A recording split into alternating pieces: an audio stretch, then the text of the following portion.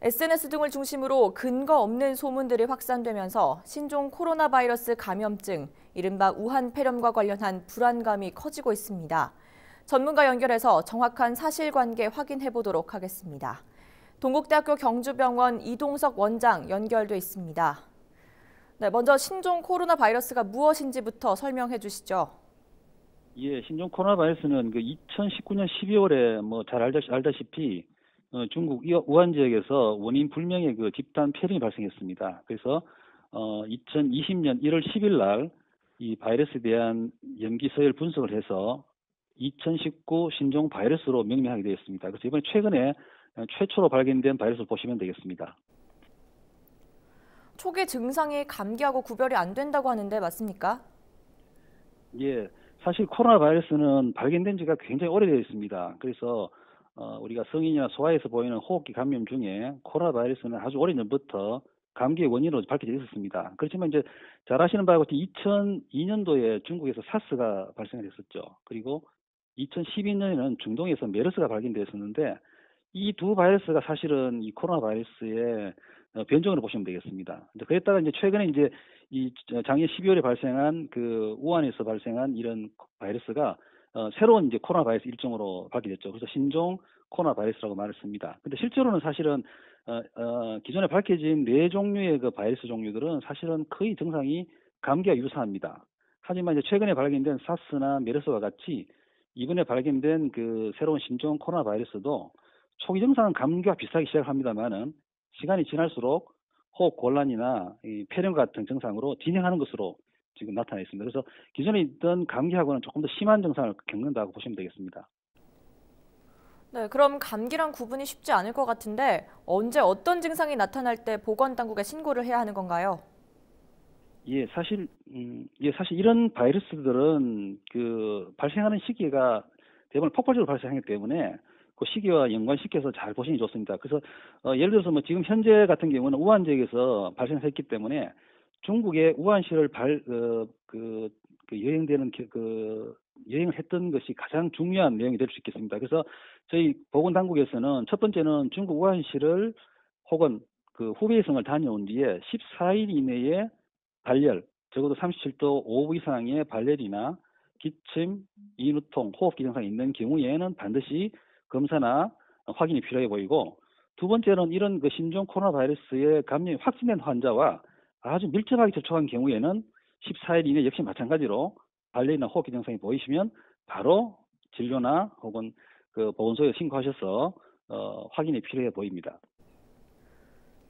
네, 방금 말씀하실 때도 2주를 강조하셨지만 최근 중국 우한을 다녀온 사람이나 확진자와 접촉한 사람에 대한 모니터링도 2주로 하고 있습니다. 2주 내에 증상이 안 나타나면 전염 가능성이 없다, 이렇게 봐도 충분한 건가요? 예, 사실 이 지금 신종 바이러스에 대한 역학조사가 사실은 되어 있지 않습니다. 기간이 워낙 짧기 때문에 이 환자들이 얼마나 오랜 기간 동안 바이러스가 신체에서 나와서 접촉 시에 감염시킬지는 알 수가 없습니다. 그렇지만 이제 기존에 저희들이 알려져 있는 대로 기존의 바이러스라든지 혹은 사스, 메르스의 예를 들어본다면 2주 정도면 충분하게 증상이 나타나고 좀 보고 있습니다. 그래서 최근에 나오는 이 신종 코로나 바이러스도 이 기준을 적용해도 큰 무리가 없을 것으로 보여집니다. 중국에서는 무증상 감염자로부터 가족에게 전파된 것으로 의심되는 사례가 나왔습니다. 잠복기에도 전염이 된다고 봐야 하는 겁니까? 사실 중국에서 발표에서는 잠복기에서 감염됐다는 보고가 나오고 있습니다. 그렇지만 중국 당국에서 사실은 정확한 근거를 제시하지 못하고 있습니다.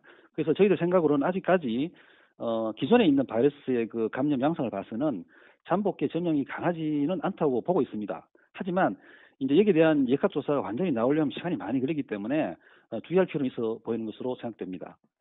그래서 아직까지 판단하기는 조금 이른 것 같습니다.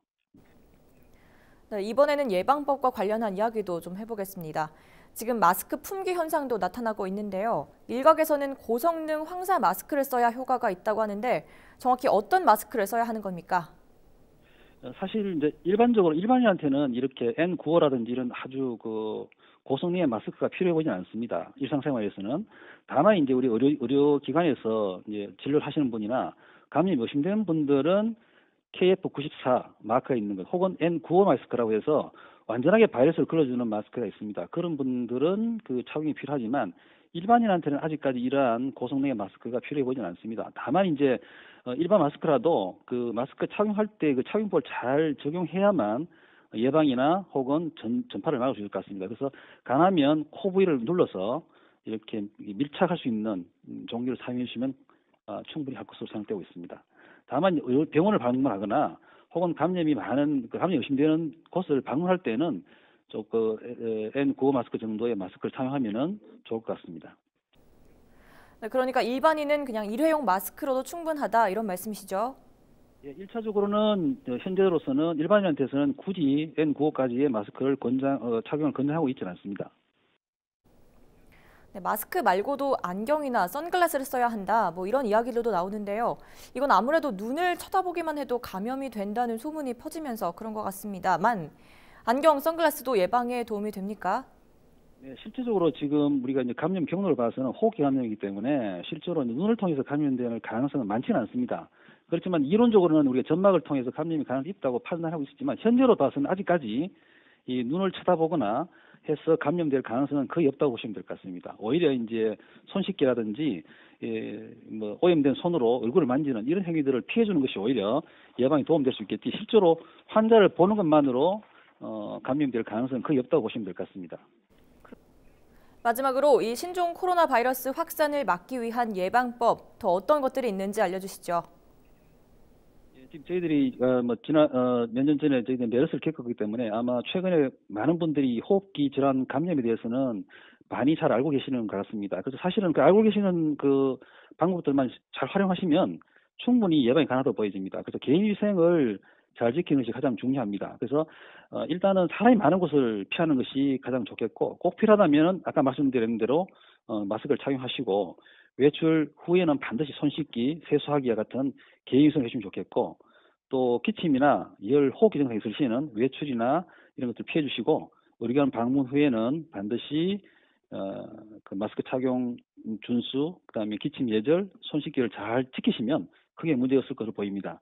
또 혹은 또 이제 아까 처음에 말씀드렸지만 유행 지역이라든지 혹은 환자 의심되는 환자와 접촉했을 경우에는 이런 증상들이 보이면 반드시 보건소나 1339를 신고를 하시면은 아마 잘 조치를 취할 수 있고 생각되고 있습니다. 그래서 개인위생이 가장 중요하다고 보시면 되겠습니다. 네, 오늘 말씀 감사합니다. 이동석 동국대학교 경주병원장이었습니다.